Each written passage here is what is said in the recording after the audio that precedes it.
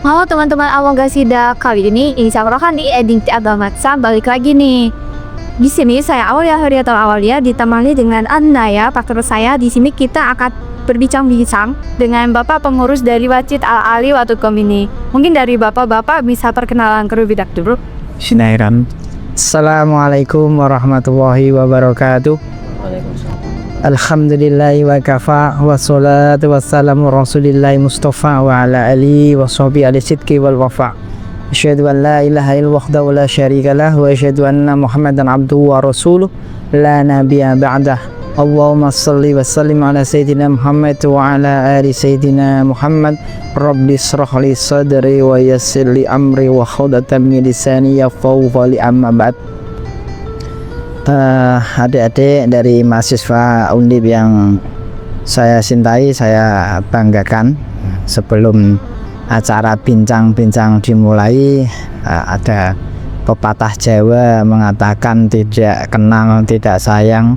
Makanya sebelum acara dimulai, perkenalkanlah saya. Nama saya Muhammad Irham, dan teman saya itu adalah Bapak Ustadz Ali Muntaha sebagai pengurus Masjid Al-Ali.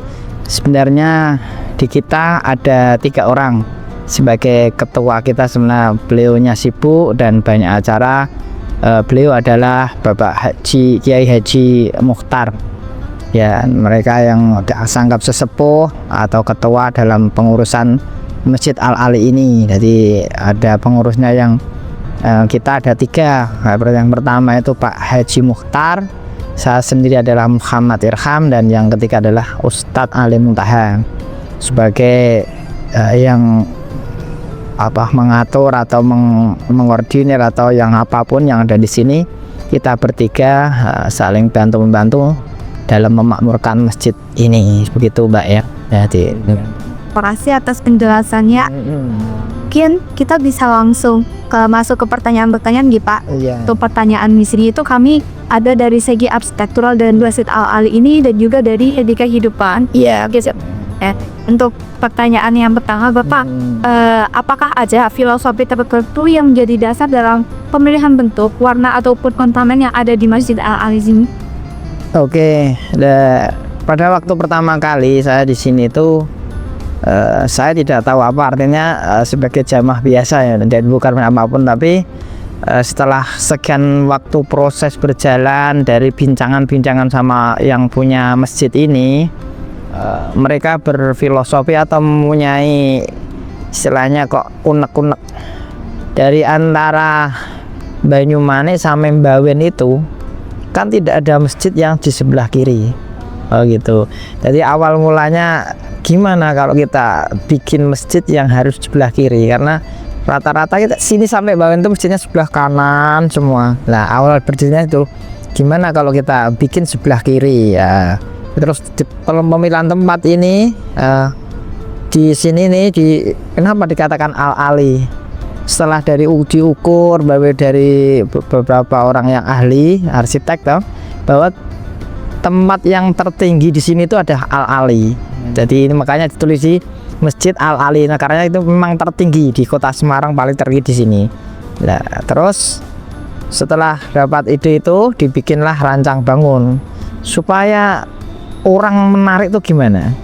Kan kalau masjid-masjid biasalah seperti itu, kita masjid di Jawa ya seperti itu, yang itu kita coba bikin konsep arsitek yang bernuansa Timur Tengah, termasuk Nabawi sama Mesir. Makanya identik dengan yang seperti ini, ada belang-belang putih, coklat itu kan lebih ke arah arsitek Timur Tengah. Walaupun sebenarnya arsitek Timur Tengah dipasangkan di Jawa Tengah ya sangat tidak relevan atau tidak, katakanlah tidak cocok.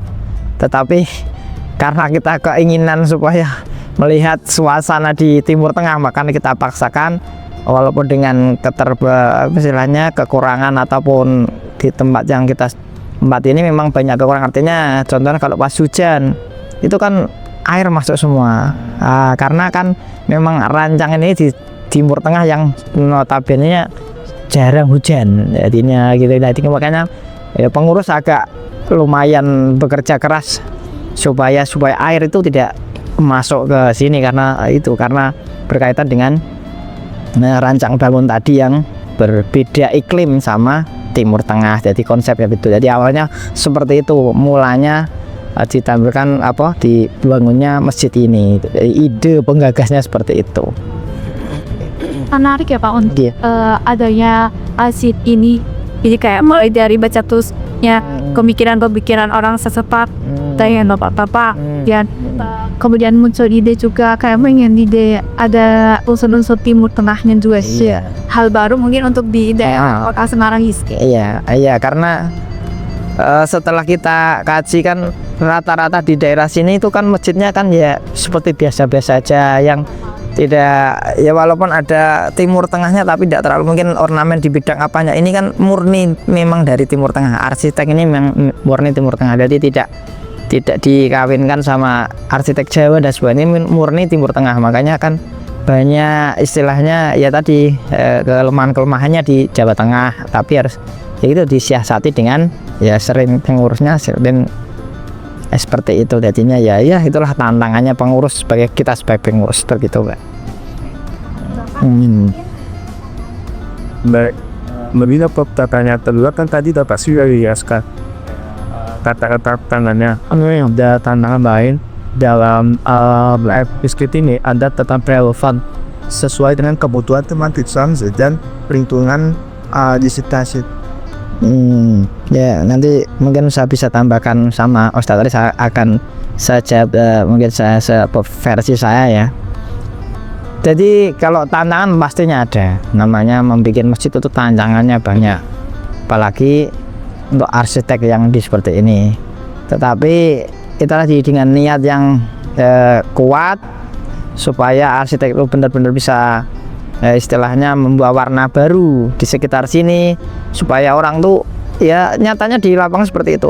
Orang-orang berduyun dari sekitar Tembalang, dari sekitar Mates ya, untuk sekedar kesini hanya untuk contohnya, Bapak saya mau izin, saya mau pengajian yang istilah nuansa yang berbeda, kajiannya sama tapi nuansa berbeda, itu membuat daya tarik dan semangat. Mungkin ngajinya lebih semangat, wah kita di masjid yang bagus dan sebagainya. Itu mungkin seperti itu. Jadi kalau menurut versi saya, atau mungkin Pak Ustadz Talib saya menambahkan dikit. Ya, sebenarnya iktifan magis orangnya Mbak ya, maaf menambahi sedikit. Jadi salah satu memang di situ tantangan bagi pengurus itu, di situ memang kita kembalikan ke niat awal kita. Memang di sini kita sebagai pengurus, atau di situ dikatakanlah otim ya, otim atau pelayan bagi semua jamaah yang ada di sini. Itu memang jadi di situ setiap ada satu langkah dua langkah itu tetap ada konsekuensinya juga seperti itu. Nah, maka dari itu memang itu salah satu tanggung jawab penuh dari kita pengurus.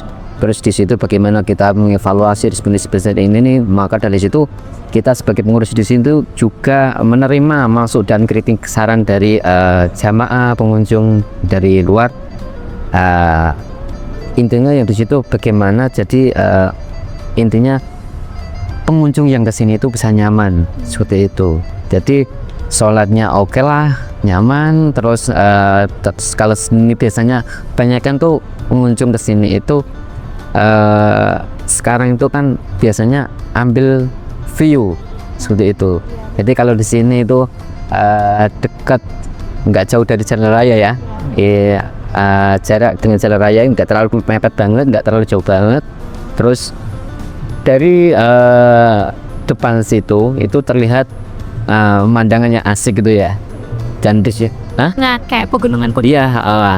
Jadi kembalinya lagi di situ memang tantangan atau resiko itu kita itu waktu pas musim hujan. Memang kita itu pas kesulitan itu pas musim hujan, memang itu untuk menjaga gimana air dan nggak masuk itu memang agak kesulitan. Airnya sering masuk. Angin tuh, hembusan angin tuh lebih tinggi daripada yang di bawah. Makanya setiap ada hujan deras itu mesti anginnya dari mana? Kalau dari arah selatan berarti yang notabene banyu masuk itu yang arah selatan. Kalau anginnya dari sebelah sana yang masuk banyak lewat sini gitu. Jadi seperti itu.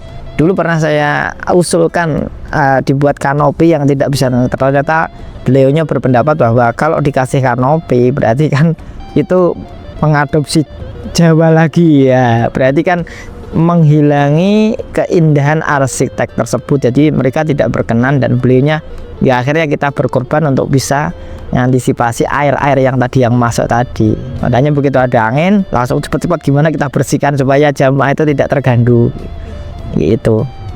Kalau apa menikah tanah nih ya tadi atau hujan hati, tapi pas kita ini dapat kemanfaatkan kalau airnya seperti view tadi ya benar. Dari sisi arsitek landscape ini mau review finalis.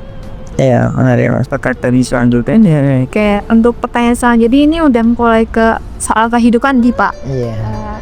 Gimana sih di era yang sekarang itu cara menjaga konsistensi beribadah di tengah kesibukan kayak seperti kita ini sibuk perkuliahan, kemudian ada orang-orang yang sibuk bekerja, itu biar konsisten menjaga ibadah itu mungkin ada tips and trick tersendiri dari Bapak. Iya, ya, mungkin Ustadz Ali dulu biar menambahkan dulu mantap trik and triknya supaya kita jadi semangat dalam beribadah. Jadi gini ya Mbak ya, maaf ya ini agak nyantai aja ya. Jadi seperti ini, mungkin kita memang dalam kehidupan sehari-hari kita untuk menjaga ibadah 5 waktu itu nggak mudah, baik itu dari kalangan yang swasta, negeri atau yang semualah di situ. Tapi di situ kembalikan ke niat kita selain hidup seenak-enak seperti ini, kita diciptakan itu memang di situ adalah tidak lain untuk beribadah kan seperti itu ya. Maka dari itu kita kembalikan ke niat awal. Kalau memang di situ ada suatu kewajiban sebagai kita manusia umat muslim, itu dalam sehari-harinya kita memang ada kewajiban untuk beribadah kepada Sang Maha Pencipta. Maka dari itu kita pinter-pinternya di situ untuk mengatur waktu kita. Katakanlah ketika di situ untuk di mahasiswa di situ biasanya dari jam ini sampai jam ini ada jadwal sendiri kan seperti itu. Gitu juga untuk kita sebagai umat muslim juga seperti itu. Jadi dari ini udah waktunya sholat zuhur, terus ini waktunya sholat asar gitu tuh. Jadi pintar-pintarnya kita itu mengatur waktu seperti itu Mbak ya. Jadi untuk yang di sini terutama untuk sebagai pelaksana atau pengelola masjid di sini sebagai pengurus itu memang kita itu bertiga. Jadi di situ ketika ada satu yang kosong, gimana nanti yang satunya bisa menutup seperti itu biar saling enak untuk ibadah selama 5 waktu itu bisa berjalan seperti yang kita harapkan seperti itu. Ya, kali ini sesuatu ya dapat meningkatkan atas Kalau untuk mahasiswa. Gini, jadi prinsipnya begini. Kalau saya ingin bisa menambahkan, yang pokok dulu bahwa itu kuncinya bahwa kita kalau umat Islam itu kan diwajibkan. Jadi kita diciptakan tidak diciptakan jin manusia kecuali hanya menyembah Allah. Itu yang harus pokok kita ingat, Pak. Bukan untuk kuliah bukan untuk mengejar apa-apa. Yang pertama menyembah Allah. Lah, menyembah Allah itu harus kita patenkan dalam hati kita bahwa hal yang paling utama itu menyembah Allah. Menyembah Allah 5 waktu, sholatnya itu yang membuat kita itu semakin meningkatkan ketahuan. Keduanya harus sering-sering mengingat kematian, bahwa kematian itu muda pantas, tua pantas, bayi pantas dan sebagainya. Jadi kalau kita mau buat malas-malas nggak tahu umur kita sampai kapan, Allah sampai cabut kita nggak boleh. Nah, itu membuat kita harus semangat bahwa kita dan kunci seseorang sukses itu kalau dalam Islam, jika kau ingin kehidupan dunia, akhirat kau dulukan dulu. Pasti kuncinya itu. Kalau sampean sibuk dengan teori, membuat ini makalah, membuat arsitek dan sebagainya, tapi Allah kau sampingkan, niscaya ke dunia ini tidak akan kamu dapat. Tapi kalau kamu Allah dulukan, contohnya break, pemada seperti ini, maka waktu-waktu Allahu Akbar, ada panggilan langsung break, yuk kita sholat dulu. Itu biasakan di teman-teman kuliah seperti itu. Nanti lihat saja hasilnya akan beda, bahwa orang-orang yang memperhatikan waktu-waktu Allah itu akan nanti niscaya Allah akan pikirkan. Jadi Allah punya dalam Quran itu beberapa rambu-rambu bahwa jika engkau menolong agamaku, niscaya aku akan menolongmu dan mengukuhkan kedudukanmu. Surat Muhammad ayat 7. Itu seperti itu. Jadi ini kita itu tidak usah mikirkan tentang dunia ini terlalu capek-capek, tidak usah. Pokoknya terkait takwa sampean ada ya, di ayat lagi disebutkan orang yang bertakwa akan saya berikan rezeki yang tidak disangka-sangka. Akhirnya gitu. Jadi kuncinya itu yaitu takwa. Takwa itu menjalankan segala perintahnya dan menjauh larangannya. Ingat kematian dan yakinlah bahwa tujuan akhir kita itu adalah akhirat, bukan dunia. Itu akan orang itu akan kalau mau berbuat males itu males sekali nih berbuat salah. Ya nak umur saya panjang, kalau pendek akan rugi sekali seperti itu. Jadi itu yang kita perlu ingat-ingat, bahwa kematian, bahwa kita itu ditugaskan Allah itu untuk beribadah. Dan kembali lagi kita, kalau kita ibadahnya kuat, Allah akan janjikan rezeki yang tidak disangka-sangka. Allah akan janjikan mengukuhkan kedudukannya orang tersebut. Jadi memang Allah itu memberi perintah tapi dengan balasan yang luar biasa. Jadi kiat-kiat seperti itu, dari kuat dalam mental kita, dari hati kita tentang niatan seperti itu. Ya. Benar-benar harus ditanamkan. Iya, hati harus kita kuat. Jangan sampai kita harus masih muda nanti dugem dulu dan sebagainya. Nanti akan menyesal pada sewaktu. Kenapa saat dulu enggak seperti itu. Itu akan menyesal berikutnya. Kalau sekarang masih muda, perasaan masih kuat. Jadi kalau sama teman-teman ya, kejarlah duniamu itu, tapi akhiratmu kau dulukan tuh, pasti akan tercapai ini. Jadi kita gitu sebenarnya gitu, malaikat itu udah diperintahkan Allah untuk mengisi ibaratnya memerintahkan untuk ditugaskan Allah supaya tuh tentang rezeki kita, nasib kita itu udah dihitung kan. Nggak usah kita capek-capek ini teori ini saya nggak berhasil kuliah saya. Kalau anggar sholat samban, bangun malam, sholat tahajud, sholat sebagainya, puasa, insya Allah akan beri jalan. Nanti tidak disangka-sangka yang orang menghampiri, kamu ada job enggak, kamu ada belum kerja enggak, pasti ada yang perintah. Buktikan kalau kerja, nanti kalau kamu udah pasca sarjana mau kerja, pastikan orang yang ibadahnya kuat sama enggak akan kelihatan di situ.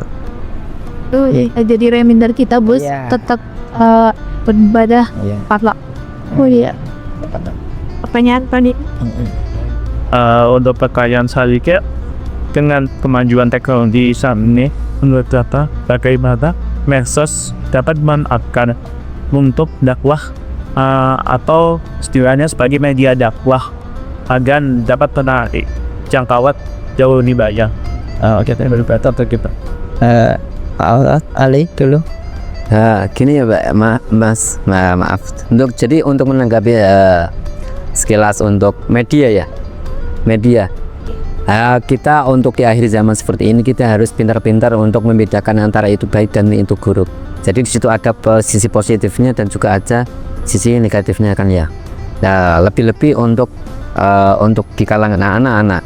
Di situ memang untuk sekarang itu memang minim akan adab, minim akan pengetahuan, karena di situ memang dijajah dengan media yang di situ memang condongnya itu ke hal yang negatif. Maka dari itu sebagai orang tua di situ memang ayolah gimana kita untuk mendidik anak-anak kita dan mengarahkan anak-anak kita untuk ke depan yang lebih baik dan lebih baik kan seperti itu. Maka di situ sebagai orang tua itu kita itu ada kiat-kiat, katakanlah misal pagi sampai siang di situ sekolah, terus nanti sore bisa untuk di madin atau gimana, terus nanti untuk waktunya sholat bisa diarahkan atau gimana. Mungkin untuk oke lah ketika main sosmed siap, oke untuk hiburan, tapi di situ untuk nilai keagamanya di situ bisa lebih ditekankan. Soalnya di akhir-akhir seperti ini, akhir-akhir zaman seperti ini memang di situ penjajahnya itu bukan Belanda, bukan Jepang, bukan non muslim pun enggak. penjajahnya itu adalah media sosmed yang di situ memang dari kalangan anak itu di situ tergiur akan hal-hal yang di situ bahasa Jawanya itu nunggulke kan, seperti itu. Nunggulke dalam artian di situ untuk menjalankan kegiatan-kegiatan yang positif itu di situ minim seperti itu. Nah, makanya dari itu untuk orang tua itu gimana bisa mengarahkan anak-anaknya yang kedepannya lebih baik seperti itu mungkin. Kalau saya nambahkan, kalau untuk segi dakwah tentunya media itu sangat mempengaruhi. Contoh, Al-Ali ini bisa dikenal orang kan karena mungkin dari media.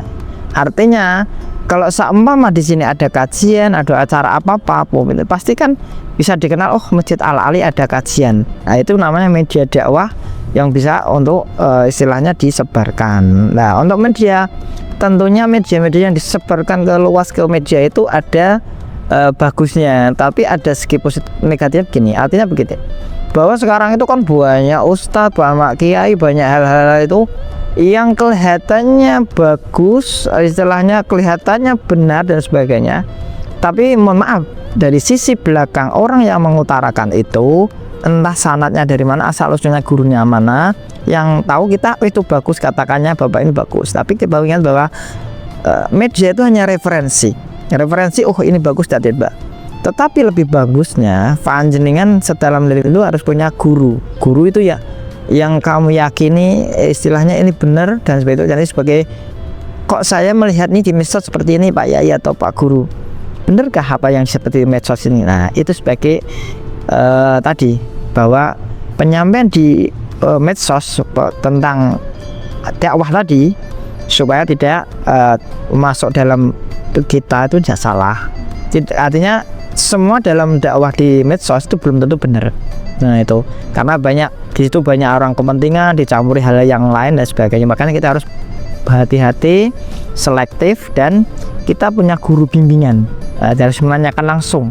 Kalau lewat media itu bisa dipoles, disambung, dipekat, ditampung lagi kan bisa. Tapi kalau dari guru yang langsung bisa ada rujukannya yang selangsung kita tanyakan benar-benar itu benar atau salah seperti itu. Jadi memang media dakwah dari itu ada memang segi positif dan segi negatifnya. Nah, tetapi kalau kita menyampaikan harus benar-benar pilah-pilah yang betul-betul positif atau yang benar, dan kita tanyakan dulu sebelum kita share. Umpamanya ini bagus nih, kita share. Jangan jadi mudah nge-share. Takut saya gini nanti jadi dosa sosial. Kita share salah nih, kita dapat kita yang nge-share nih, kita kan dapat dosanya yang salah. Nah, tapi kita kalau yang yakin ini benar dari Pak Ustadz, sudah tanyakan paling tidak referensi punya guru berapa, ini benar, berarti ini benar, seperti itu. Jadi medianya harus lewat media seperti itu. Resikonya berdakwah lewat media sosial. Mungkin kalau dapat disimpulkan artinya medsos sebagai suatu media dakwah itu cukup baik, namun pentingnya kita meng-cross check lalu kembali serta berhati-hati dan tidak lupa untuk memiliki guru pribadi yang lebih pakar terbawa puas. Oke, bisa memastikan apakah yang di medsos itu betul atau tidak. Itulah seperti mengingat kehati-hatian lah. Dan untuk pertanyaan yang terakhir nih Pak, kayak awalnya tuh saya ini ada beberapa kerasa beberapa ada sebuah cerita fenomena gitu di masjid-masjid modernin saat ini tuh setelah kita lihat itu sejarahnya itu masih terdahulu difungsikan murni sebagai pusat ibadah dan identitas yang sangat mendasar. Namun untuk saat ini itu banyak masjid yang diadopsi dengan menyediakan fasilitas modern seperti stop kontak dan juga banyak wifi gratis juga. Nah, ini tuh terbukti berhasil untuk menarik minat anak-anak muda datang dan berkumpul di masjid meskipun kayak bukan ini ada murni seperti itu, bisa jadi itu untuk mengerjakan tugas atau berdiskusi. Nah, pilihan dari kacamata dakwah itu apakah bisa dianggap sebagai strategi yang positif untuk mengikat hati generasi muda agar lebih dekat dengan akrab dengan lingkungan di masjid tersebut? Ya, Ali, sebentar, sedikit. Oke, terima kasih Mbak. Gini ya, untuk mengenai di situ kan nanti ini menurut saya seperti ini Mbak ya. Jadi itu bagus. Jadi disediakan di situ ada setiap titik-titik, di situ ada stop kontak, di situ ada wifi seperti ini. Emang untuk di akhir-akhir seperti ini untuk menarik seseorang untuk ke masjid itu minim. Apalagi di situ sholat. Jadi emang pertama itu kita yang penting udah ada niatan untuk ke masjid itu udah bagus. Tapi ini dalam konteks yang baik ya, enggak nanti di masjid malah ambil kotak amal atau nanti ambil sandal tuh enggak ya. Dan niatannya kita tuh masjid itu memang di situ yang penting kita tuh cinta dengan masjid dulu. Kita sudah ke masjid, cinta dengan masjid, nanti di dalam masjid itu ada apa aja, ada kegiatan apa saja. Maka dari situ kita sebagai pengurus di sini mengamalkan di situ maqalah al-muhafadzah ala qadimis sholeh wal akhdhu bil jadil aslah. Jadi situ kita memelihara atau menjaga tradisi lama yang baik.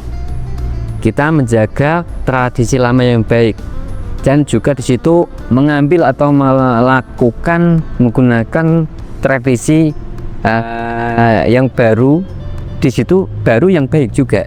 Jadi mungkin untuk kegiatan-kegiatan yang di sini yang sudah berjalan, katakanlah di sini kegiatan situ ada mungkin di sini lintas keagamaan ya.